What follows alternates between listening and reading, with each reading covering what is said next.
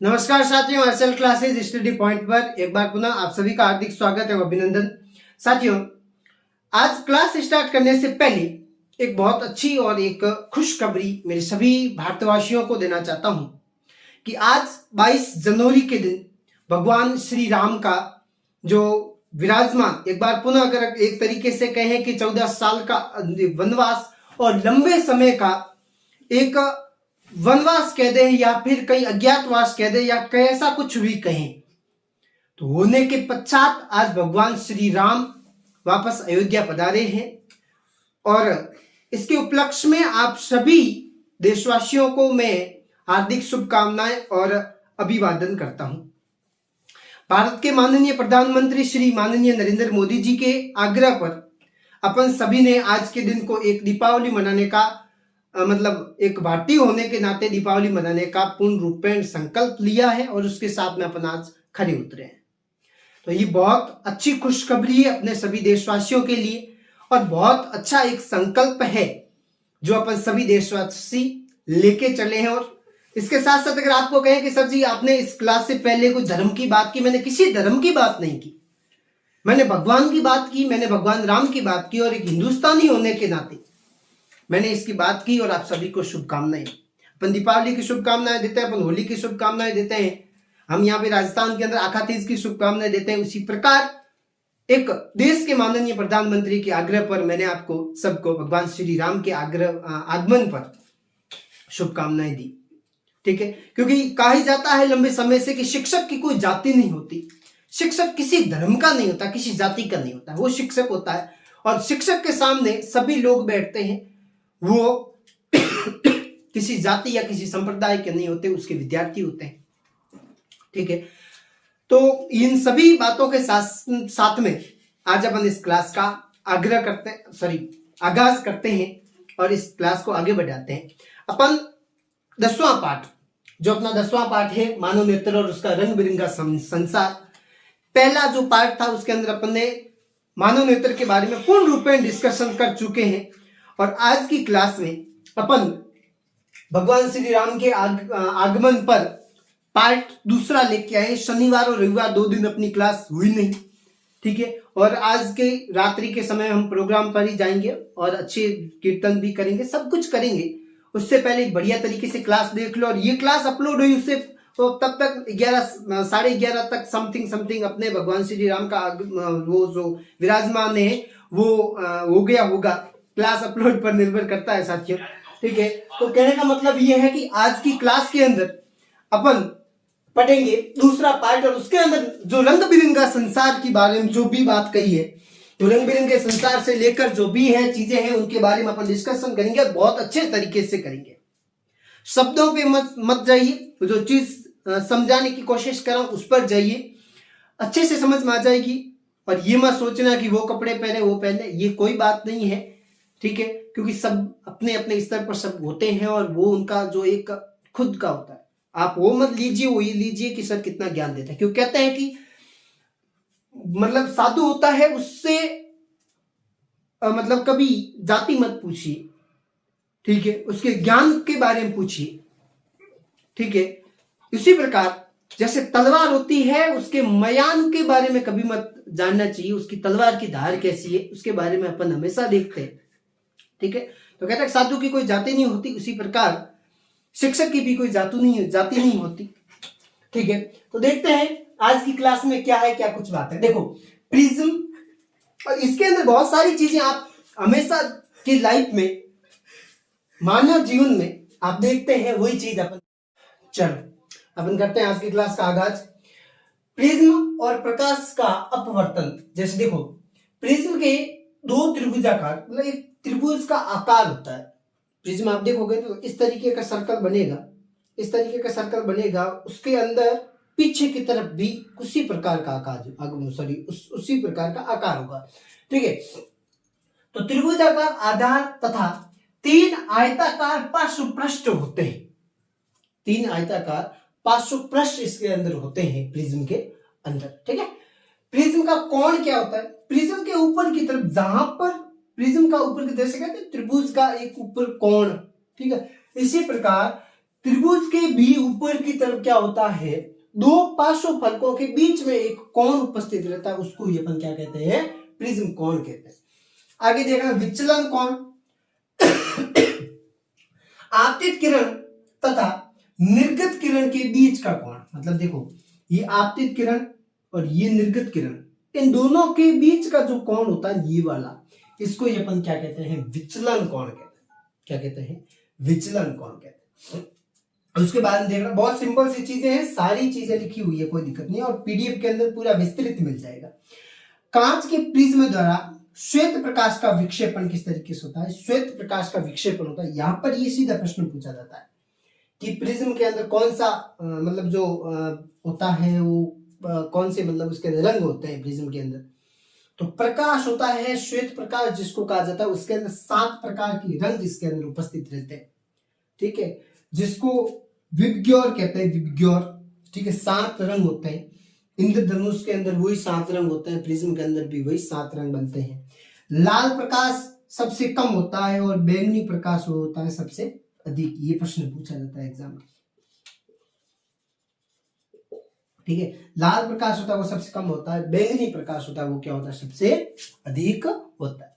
उसके बाद में देखना अग्रिम सूर्योदय तथा विलंबित सूर्योदय, मतलब देखो सूर्यास्त, अग्रिम सूर्योदय तथा विलंबित सूर्यास्त, ये क्या होता है, जैसे कि साथियों इसके अंदर मतलब जैसे सूर्य का उदय होता है उससे 2 मिनट पहले अपन को दिखाई देता है, और सूर्यास्त होने के 2 मिनट बाद तक अपन को दिखाई देता है, उसको ये अपन अग्रिम सूर्योदय तथा विलंबित सूर्यास्त कहते हैं। तारों का आभासी स्थिति, मतलब तारे का प्रकाश है वो निरंतर परिवर्तित होता रहता है, निरंतर परिवर्तित होता रहता है, जबूक जबूक करता है, टिमटिमाते कहते हैं वो, तो निरंतर इसका जो प्रकाश होता है वो क्या होता रहता है, निरंतर परिवर्तित होता रहता है। वायुमंडलीय अपवर्तन, तारों का टिमटिमाना वायुमंडलीय अपवर्तन के कारण होता है। अग्रिम सूर्योदय तथा विलंबित सूर्यास्त, ये वायुमंडलीय अपवर्तन के कारण होता है। तारों का वास्तविक स्थिति से कुछ ऊंचाई पर प्रतीत होना, वास्तविक ऊंचाई होती है उससे अपन को कुछ ज्यादा दूरी पर दिखाई देगा कि वहां है इतना दूर, पर होता नहीं। गर्म वायु में से होकर देखने पर, गर्म वायु के अंदर से देखने पर वस्तु की आभासी स्थिति का परिवर्तित होना, वस्तु की स्थिति कैसे दिखाई देती, आभासी दिखाई देती है। गर्म वायु के अंदर से वो वस्तु निकलती है तो इस तरीके से दिखाई, पूर्ण रूप में एकदम स्वच्छ नहीं दिखाई देगी, ठीक है, तो उसको आभास दिखाई देना। ये वायु के अपवर्तन के कुछ नियम है, क्योंकि वायु का उसके अंदर से बीच में से होकर गुजरना, ये सारे लक्षण दर्शाते हैं। इंद्रधनुष की बात करें तो ये अपन को बारिश के सीजन के अंदर, वर्षा के ऋतु के अंदर दिखाई देता है, ठीक है, स्पष्ट रूप से इसको अपन देख सकते हैं, कोई दिक्कत की बात नहीं है। ये है क्या, ये है ये कि जैसे कोई पानी की बूंद है, पानी की बूंद, वायु की बारिश के समय ये होता है, तो पानी की बूंद और सूर्य की प्रकाश, पानी की बूंद कह दो, पानी की बूंद और सूर्य का प्रकाश दोनों आपस में क्या करते हैं, आपस में टकराते हैं। कौन, सूर्य का प्रकाश, ये दोनों आपस में टकराते हैं, ठीक है। टकराने के पश्चात वह क्या करते हैं, उसके अंदर से जैसे ही गुजरता है वो प्रकाश, तो वो अपने अलग अलग रंगों के अंदर क्या हो जाते हैं, फैल जाते हैं, अलग अलग रंगों के अंदर क्या हो जाते हैं, फैल जाते हैं। उसको ये अपन क्या कहते हैं, इंद्रधनुष कहते हैं, और वो अपन को इंद्रधनुष के रूप में 7 रंगों में दिखाई देता है। 7 के 7 रंग मैं आपको पीडीएफ में अंदर दे दूंगा, वो पढ़ लेना वहां से, ठीक है। तो इसका ले लो स्क्रीनशॉट, बहुत सरल सी चीज है, ज्यादा कुछ है नहीं, ठीक है। चलो देखो साथियों, तारों का टिमटिमाना, ये बहुत इंपॉर्टेंट है, सीधा एग्जाम का प्रश्न पूछते हैं, तारों का टिमटिमाना और टिंडल प्रभाव, ये एक मतलब एक तरीके की प्राकृतिक घटना है जो इस तरीके से होती है कि अपन को समझ में नहीं आता कि क्या हो रहा है, अपन से पढ़ते हैं तो पता चलता है कि वाकई ये चीज है क्या। देखना, तारों के प्रकाश के वायुमंडलीय अपवर्तन के कारण ही तारे टिमटिमाते हैं, प्रतीत होते हैं। वायुमंडलीय अपवर्तन के कारण, मैंने आपको पिछली स्लाइड के अंदर बताया था कि वायुमंडलीय अपवर्तन के कारण ये घटना होती है। पृथ्वी वायुमंडल में प्रवेश करने वाले या प्रवेश करने के पश्चात, वायुमंडल में प्रवेश करने के पश्चात पृथ्वी के पृष्ठ पर पहुंचने तक तारे का प्रकाश निरंतर अपवर्तित होता रहता है। मतलब कहने का मतलब ये है कि जैसे पृथ्वी पर तारे का प्रकाश पहुंचता है और पृथ्वी के अंदर सर्कल जब घूमता है, उतनी स्थिति के अंदर तारों के अंदर अपवर्तन की प्रक्रिया होती रहती है। मतलब देखो, ये आप खड़े हो माना, ठीक है, यहां पर आपको मतलब एक तारे का किरण का प्रकाश आपको यहां दिख रहा है, ठीक है, और तारे की आपसी स्थिति ये है कि नहीं है, यहां पर देखा अपन को यहां रहा है। ये किसके कारण होता है? ये वायुमंडल के कारण होता है। आगे बात समझ में? मतलब आपने देखा होगा गर्मियों के समय में जो हिरण होता है, उस हिरण को दूर मतलब रेगिस्तान के अंदर दूर तक वो देखता है तो उसको पानी नजर आता है, उसको ऐसा लगता है वहां पे जल है, पर वाकई वहां पे जल होता नहीं है, उसका वहम होता है। इसी प्रकार की स्थिति रहती है। वही स्थिति वायुमंडल के कारण ही होती है, वो भी स्थिति वायुमंडल के कारण होती है, और ये वही प्रक्रिया है जो वायुमंडल के कारण होती है। टिंडल प्रभाव ये आप 9th क्लास के अंदर पढ़ चुके हो। वैसे पृथ्वी का वायुमंडल संरक्षण वायुमंडल सूक्ष्म कणों का एक विषमांगी मिश्रण होता है।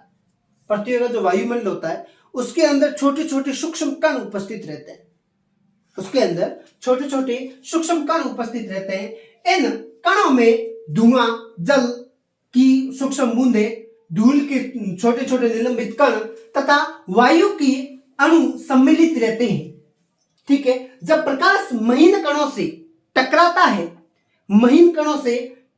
है तो इस प्रकार की स्थिति या टिंडल प्रभाव की स्थिति उत्पन्न करता है। मतलब कहने का मतलब ये है कि कोई ऐसा आप कहीं बैठे हो रूम के अंदर, या फिर कभी आपने अपने घर की रसोई के अंदर देखा होगा या धुएं के अंदर देखा होगा, कोई छोटे से छेद के अंदर से प्रकाश आपके घर के अंदर प्रवेश कर रहा है, ठीक है। तो उस प्रकाश के अंदर आपने देखा होगा कि प्रकाश की किरण के साथ साथ में आपको छोटे छोटे कण नजर आ रहे होंगे, देखे होंगे, आपको कण नजर आते होंगे, आपने देखे होंगे। उसको ही अपन टिंडल प्रभाव कहते हैं, वही टिंडल प्रभाव की स्थिति उत्पन्न करते हैं, ठीक है। ये एक प्रकार का कोलाइडी विलयन है। आपको पूछ लिया कि टिंडल प्रभाव किस प्रकार का विलयन है, तो आप कह देना कोलाइडी विलयन होता है।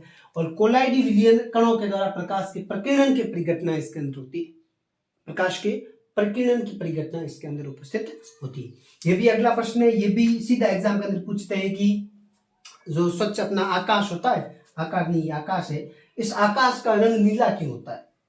आकाश आपको नीला क्यों नजर आता है? तो वायु के घटक तरंगदैर्ध्य प्रकाश की अपेक्षा नीले वर्ण की और के कम तरंगदैर्ध्य के प्रकाश को परिकीर्ण करने में अधिक प्रभावित करता है। मतलब कहने का मतलब ये है कि वायु का तरंगदैर्ध्य होता है, वो छोटे छोटे कणों के साथ में मिलकर, जल की बूंदों के साथ में मिलकर सूर्य के प्रकाश से परावर्तित होता है, और परावर्तित होने के पश्चात अपन को वो कैसा दिखाई देता है? नीला दिखाई देता है, ठीक है। बहुत सिंपल सा चैप्टर है, ज्यादा कुछ हार्ड है नहीं, ठीक है। नॉर्मल और सीधे प्रश्न पूछे, डीप प्रश्न नहीं पूछे थे, सीधे प्रश्न इसके अंदर पूछते हैं। जब अपना पूर्ण रूप में जब डेस्क वर्क आ जाएगी, ठीक है, तो आपको मैं सजेस्ट करूंगा कि कौन सी डेस्क वर्क से पढ़ना है और कैसे प्रश्न पूछते हैं, वो सारी चीजें आपको मैं बताऊंगा। कि बहुत सरल सा चैप्टर है और इसको आपका पीडीएफ मिल जाएगी इस क्लास के पश्चात, ठीक है। तो बढ़िया तरीके से क्लास देख लो, बढ़िया तरीके से राम जी के आने की खुशी के अंदर मिठाइयाँ खा लो और आराम से मौज करो, राज करो। मिलते हैं अगली क्लास में, अगले वीडियो में। तब तक के लिए राम राम, जय हिंद।